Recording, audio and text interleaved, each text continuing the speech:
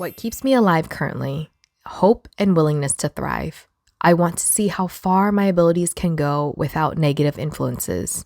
Now that I have professional help in sustaining myself and distance from toxic people.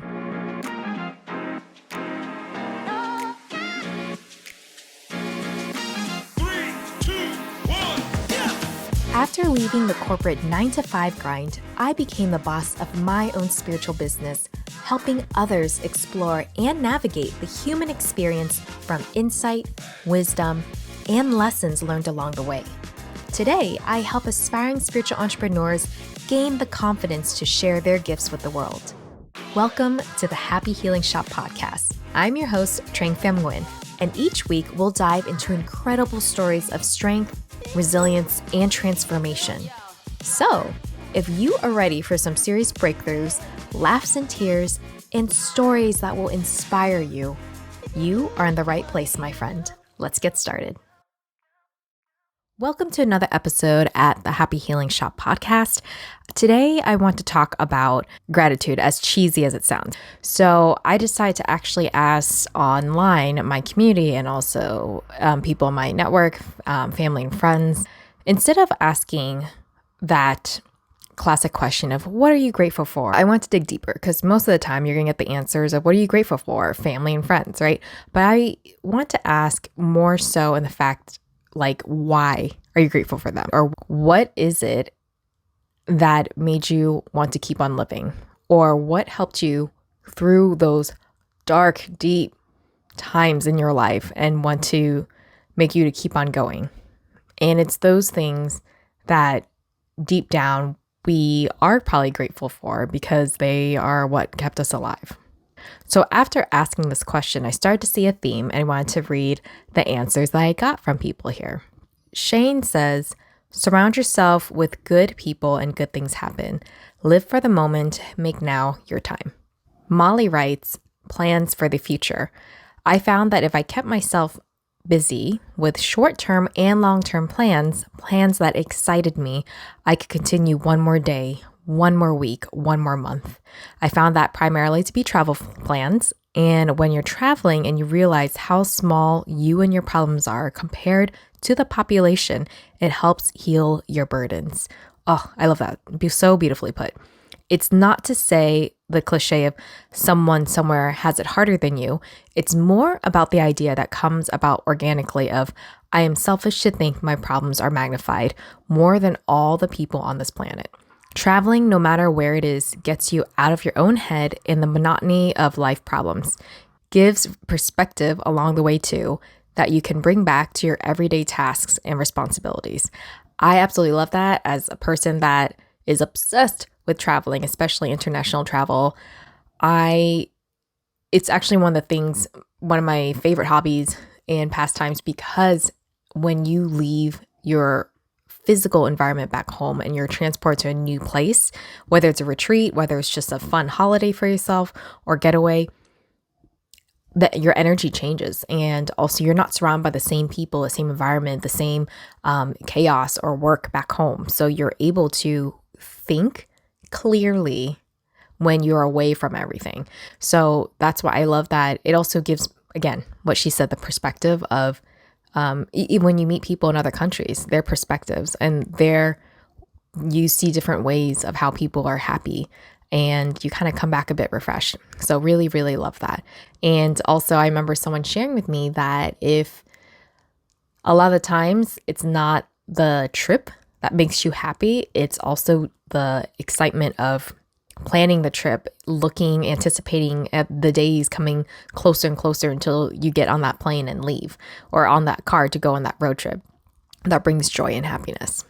So I noticed another theme that came up, and it was inner reflections, right? So Dominique here writes, music for sure. Pisces, we tend to escape. This is my form. I used to write, but now I find myself having trouble finding the words. Could be my outlet for shadow work is to find the words, and writing poems on Tumblr back in the day got me through a lot. Andy writes, writing my thoughts out as a place to be purely unfiltered and reading old passages from my journals that were very bright and uplifting as a reminder that there are bright times that exist along with the dark. Another theme that came up was healing and therapy that helped people get through these dark times. So just a little word of caution. The next part is going to talk about self-harm. So please listen with care. Monica writes, my something was someone listening to how I felt and validating me, my therapist.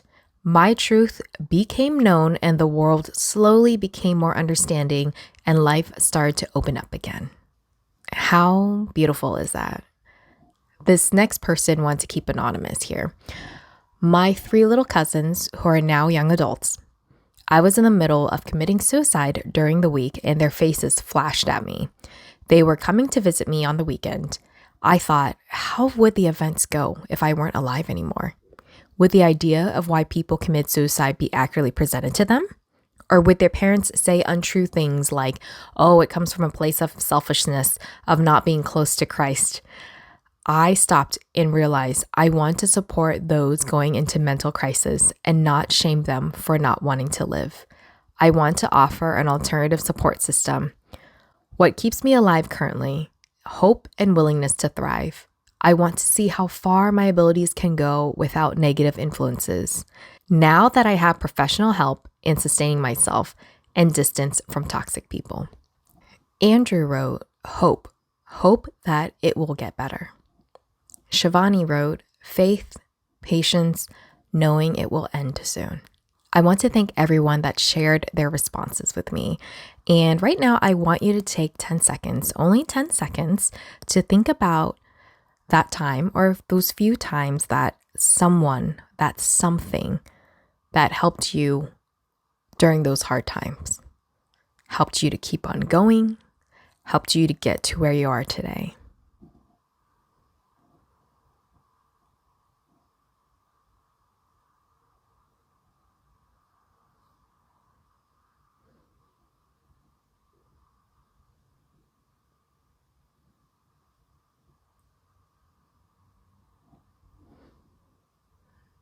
And I want to thank you because I am very grateful for you. I'm grateful for my community, my supporters, for giving me hope. You know, it was a hard year for me transitioning to just having me in my business now, but I also learned how to step into my power. The letters and comments and DMs I've been getting have been lovely. I'll read a couple of them to you right now. On Instagram, got a message saying, I just wanted to say thank you so much for what you guys do. I grew up in a small, rigid Christian church that told me my gifts were from the devil and I was probably mentally ill. I went to see psychologists and psychiatrists who told me I only have anxiety and PTSD. I have been on my spiritual journey since I had my son in 2016 and just want to say thank you for everything. I see how grounded and authentic you are, and this has helped me heal from the rigid conditioning of my childhood. And Catherine wrote, it's always super fulfilling to participate in the Happy Healing Shop events. I feel like I'm always learning something new, like my brain grows a little bit each time, and I love that feeling. And Blair writes, I just love the sense of community. It's been such a lifeline for me. Thank you. To everyone in the community, you don't realize how much you have been a lifeline for me as well.